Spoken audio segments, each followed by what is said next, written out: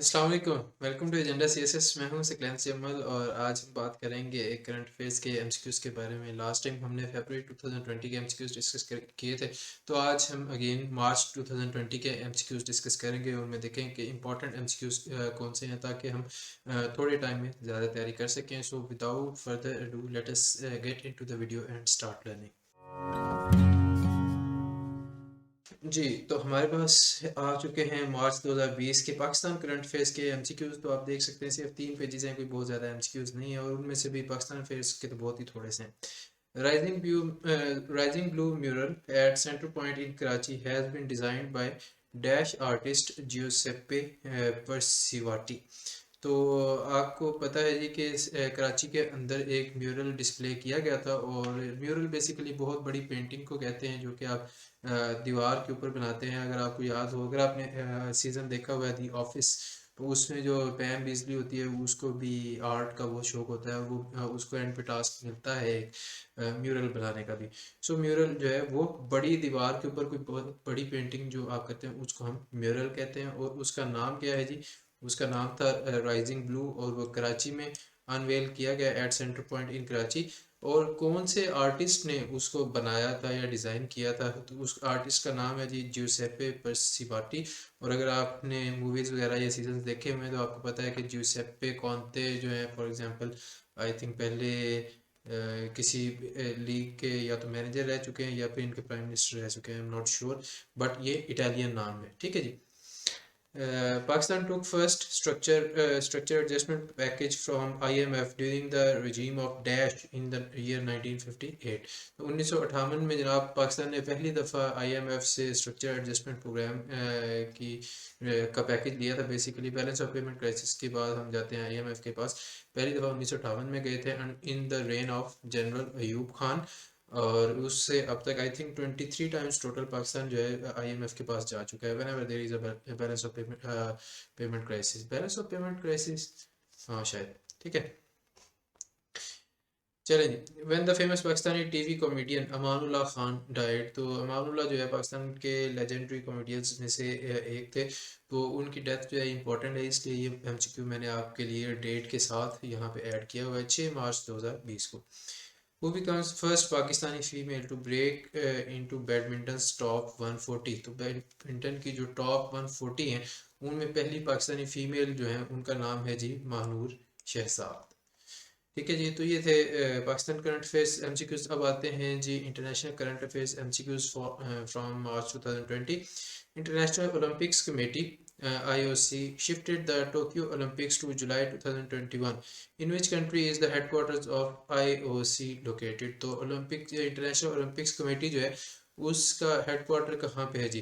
वो है स्विट्जरलैंड के अंदर। ठीक है जी। और आपको पता है कि टोक्यो ओलंपिक्स 2020 वाले जो है वो डिले हो गए थे ड्यू टू कोविड-19 और उनको जुलाई 2021 में कंडक्ट किया गया था।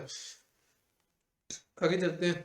Recently Huntington disease is in news, which of the following body part gets affected by Huntington disease? तो हंटिंगटन डिजीज जो है 2020 में काफ़ी ज़्यादा न्यूज़ में आ रही थी। तो ये कौन से बॉडी पार्ट को अफेक्ट करती है? It affects the brain of a person. How is HPS hantavirus pulmonary syndrome treated? Hantavirus pulmonary syndrome या फिर HPS को किस तरह से ट्रीट किया जाता है जी? With oxygen therapy. ये रट्टे वाले एमसीक्यू हैं, ना मेरी मेडिसिन है ना मेरी बायो है, तो मैं आपको बहुत ज़्यादा समझा नहीं सकूंगा, but you can learn them. ज़्यादातर काम रट्टे वाला ही होता है, एमसीक्यूज याद ही करने होते हैं हमें। How is the hantavirus transmitted? तो हैंटावायरस किस तरह से ट्रांसमिट होता है जी? व्हेन अ माउस और rat bites you, when you inhale airborne particles that contain the hantavirus, and when you eat food contaminated with the hantavirus, and all of the above। तो ये एक कंटेजियस डिजीज़ आप इसको कह सकते हैं और it can be transmitted from all the above methods. ठीक है जी। The oldest fossil of a modern bird has been discovered and has been named as dash। तो oldest fossil of a modern bird मतलब कि जो नई दुनिया या modern world के बर्ड्स हैं उनमें से एक बर्ड का बहुत पुराना फॉसिल जो है वो डिस्कवर किया गया है और उसका क्या नाम रखा गया है जी? Wonder chicken. ठीक है जी, wonder chicken. Which decade is announced as international decade for people of African descent. तो 2015 से 2024 तक की जो डेकेड है इसको नाम दिया गया था जी international decade for people of African descent, यानी कि अफ्रीकी लोगों की सदी तो नहीं, खैर दहाई कह सकते हैं आप। Which of the following disease are related to corona virus. तो सार्स और मर्स दोनों ही जो डिजीज हैं they are related to corona virus. The first cricket match of one-day international series played in front of no crowd was between dash। तो आपको पता है कोविड-19 के दौरान जो क्रिकेट है वो भी काफ़ी ज़्यादा मुतासिर हुई थी।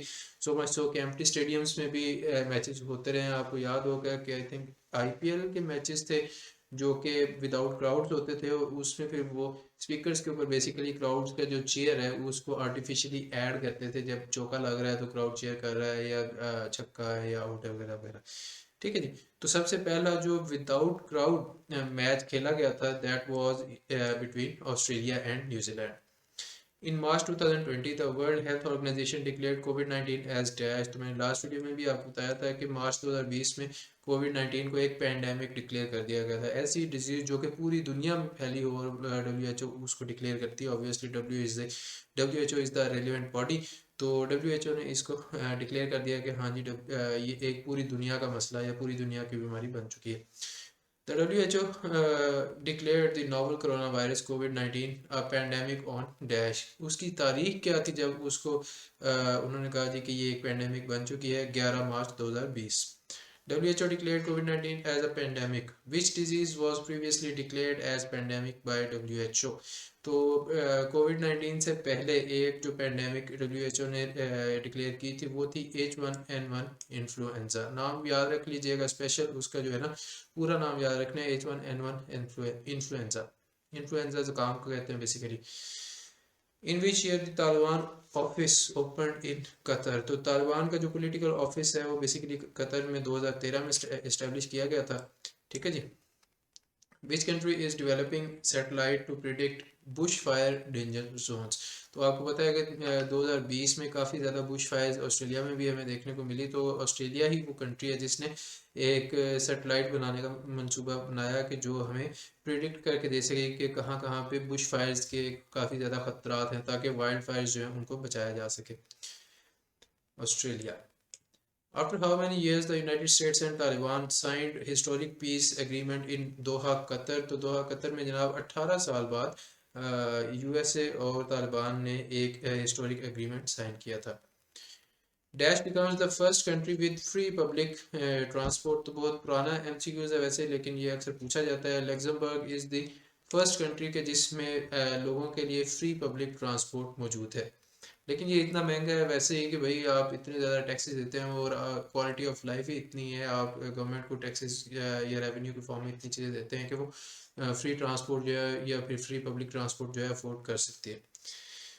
Where Afghan peace deal was sign. तो दोहा के अंदर ही अफगान पीस डील जो है वो साइन हुई थी। दोहा के अंदर आपको पता है 2013 में उनका पॉलिटिकल ऑफिस भी स्टार्ट हुआ था। Who signed the Afghan peace deal on behalf of the USA। तो ज़ल्मे खलीलज़ाद जो स्पेशल रिप्रेजेंटेटिव थे यूएसए के फॉर अफगानिस्तान, उन्होंने साइन की on behalf of USA. And who signed the peace accord on behalf of Islamic Emirate of Afghanistan. तो अफगानिस्तान के उस वक्त के जो सदर थे, अब याद रखिए कि जो ये तालिबान की हुकूमत आई है आई थिंक 2021 में आई है, ठीक है। तो उससे पहले जो है 2020 में ये पीस डील साइन हो चुकी थी। तो उस वक्त ज़ल्मे खलीलज़ाद जो हैं वो यूएसए के रिप्रेजेंटेटिव थे, और उस वक्त अशरफ गनी की हुकूमत भी चल रही थी, एंड जो तालिबान हैं उनके रिप्रेजेंटेटिव मुल्ला अब्दुल गनी बरादर, जो कि आगे आ भी जाएगा। अच्छा जी। On behalf of Islamic Emirate of Afghanistan Mullah Abdul Ghani Baradar I think may be on which date US Taliban sign historic peace deal. 29 फरवरी 2020 को डोनाल्ड ट्रंप की हुकूमत के अंदर ही जो लीप ईयर था बेसिकली 29 जो है वो लीप ईयर की निशानी होती है 29 फरवरी। तो उस तारीखी डेट को तारीखी ये डील साइन की गई थी। और हाँ सॉरी, इस डील का मुझे याद आ गया कि मेन फ्लॉ ही ये था कि जो अफगान गवर्नमेंट है, जो कि इंटरनेशनली रिकग्नाइज्ड गवर्नमेंट थी, उसको इसके अंदर इंक्लूड नहीं किया गया था, उसकी राय नहीं ली गई या फिर उसको कॉन्फिडेंस में नहीं लिया गया, उसके बारे में सेफ गार्ड वगैरह इसके अंदर इंक्लूड नहीं थे। It was just between Taliban and the US government, कि भाई तालिबान जो हैं वो यूएस के नेशनल्स हैं या फिर उनके सिक्योरिटी पर्सनल हैं, उनको निशाना नहीं बनाएंगे, and they will not like launch attacks, या फिर वो ऐसे लोगों को हार्बर नहीं करेंगे जो कि यूएस नेशनल वगैरह को नुकसान पहुंचाए। तो इसका मेन फ्लॉ ये था कि अफगान गवर्नमेंट को ऑन बोर्ड नहीं लिया गया था। Last MCQ we have: which country is the first to develop an antibody test to identify the novel coronavirus? कोविड-19 को टेस्ट करने के लिए पहला एंटीबॉडी टेस्ट जो बनाया था वो किसने डेवलप किया था जनाब? सिंगापुर ने। सिंगापुर आपको पता है कि एक नेशन है in east of south east Asia. हाँ ठीक है। सो ये थे जी आज के एमसीक्यूज़। आई होप कि आपको इनमें से काफ़ी सारे एमसीक्यूज़ हेल्पफुल भी लगे होंगे, एंड आई होप कि you will learn a lot from this. Make sure that you like and subscribe and share this channel with your friends so that they can also learn from this series that I am continuing। और आप 5 साल के MCQs इंशाल्लाह पूरे हो जाएंगे, और इसके अलावा 2024 के भी हम एमसीक्यू साथ साथ कोशिश करेंगे कि ऐड करें। और मज़ीद वीडियोस के लिए चैनल को सब्सक्राइब कर लें, वीडियो को लाइक कर दें, वीडियो के नीचे कमेंट कर दें अच्छा सा कि सर आप बड़े प्यारे हैं और आप बड़े अच्छे हैं। And I will see you in the next video. तब तक के लिए टेक केयर, अल्लाह हाफिज़।